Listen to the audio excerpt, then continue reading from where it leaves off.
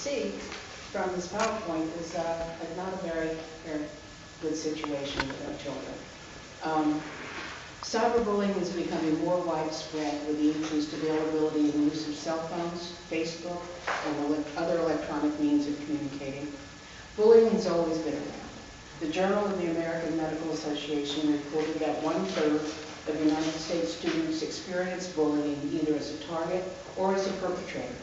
Bullying and violence cause more than 160,000 fearful children to miss one or more school days each month.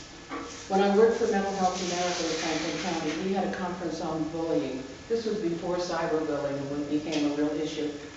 The stories told by parents were incredible. They were very moving and very tear-provoking, and what these children go through is just really horrible. Shortly after that conference, a number of years ago, the legislature did pass a bill dealing with training and education around bullying as, schoolyard bullying. And I recently had the opportunity to visit a community school that dealt with kids who were different, who had experienced a lot of difficulty in their home schools, usually very bright children, but who had been teased and bullied and were not reaching their potential. And in this school where everybody was accepted, there was no tolerance for any kind of bullying, and they were all different, so they didn't really bully one another. They were thriving. They were just absolutely thriving. It was an incredible experience for me. Well, now the definition of bullying has expanded with the onset of cyberbullying. The Cyberbullying Research Center, and I'll give you their website, it's www.cyberbullying.us, defines cyberbullying as follows.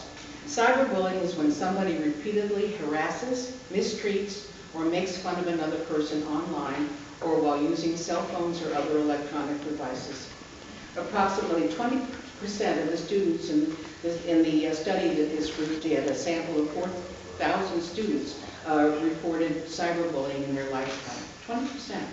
When asked about specific types of cyberbullying in the previous 30 days, mean or hurtful comments were 13.7%, rumors spread 12.9%, continue to be among the most commonly cited.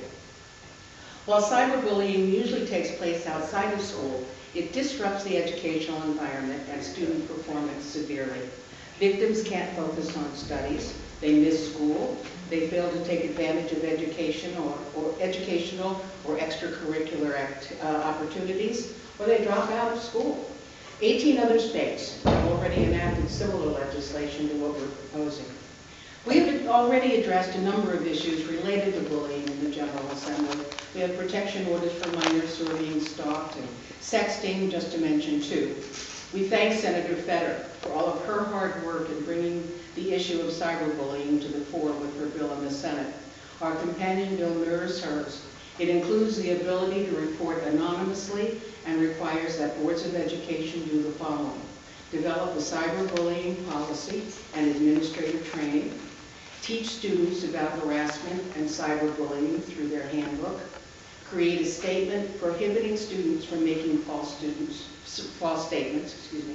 and require administrators to receive cyberbullying training in conjunction with existing abuse substance safety training within 2 years of hiring, and then each subsequent 5-year period.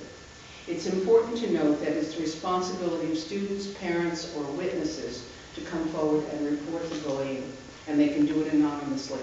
We're not asking the schools to be cyber police, but we are asking them to be alert and responsive to this situation. Nancy? Good morning, and thank you for joining us today to discuss the issues of cyberbullying. Bullying is an issue that pops up in the news pretty frequently nowadays, often after a tragedy like a young person taking their own life because they could no longer take the bullying.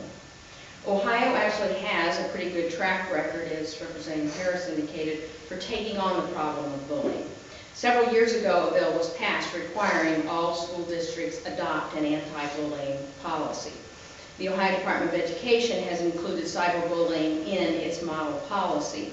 And we just want to take one step further to improve the bullying statute to cover new methods of bullying that have developed with today's rapid advancing technology.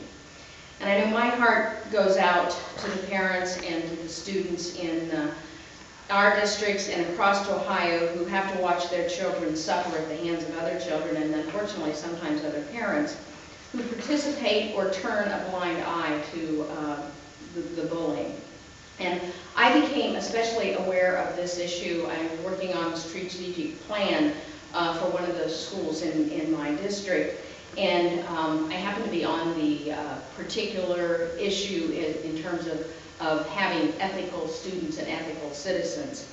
And the teachers and the administrators and parents said that this is an ever-growing problem. But unfortunately, this is many times is far beyond the school's purview, because a lot of this bullying takes place not during school hours.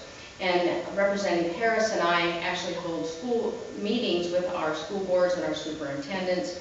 And again, this is something that we've discussed with them, and they have indicated, yes, this is a problem. So that's one of the reasons that we've decided to take this on. But people say that kids will be kids and bullying is normal, but there is nothing you can do about it. I say that children should be free to be kids without abuse, and there is something we can do.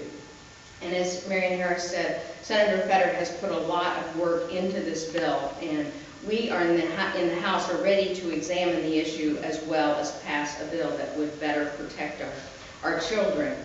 One other issue is really to help the schools to be able to protect themselves. We need to act to ensure that our schools are doing all they can to protect themselves from costly lawsuits. A bullying case in Michigan just recently ended with a jury awarding a student $800,000. He had been relentlessly harassed for at least 3 years. The case was initially dismissed by the trial court, but the Sixth Circuit ordered the trial court to hear the case. The school was found to have been deliberately indifferent to the child's harassment. But again, I think the schools are in a difficult situation, and we really don't want to add to their administrative burden, because what we're saying is the cyberbullying should be included as part of the bullying training that they already do. So again, we're really trying to help the schools in giving them another tool when they see these things happening. So we thank you for being here today, and we'd be happy to take any questions.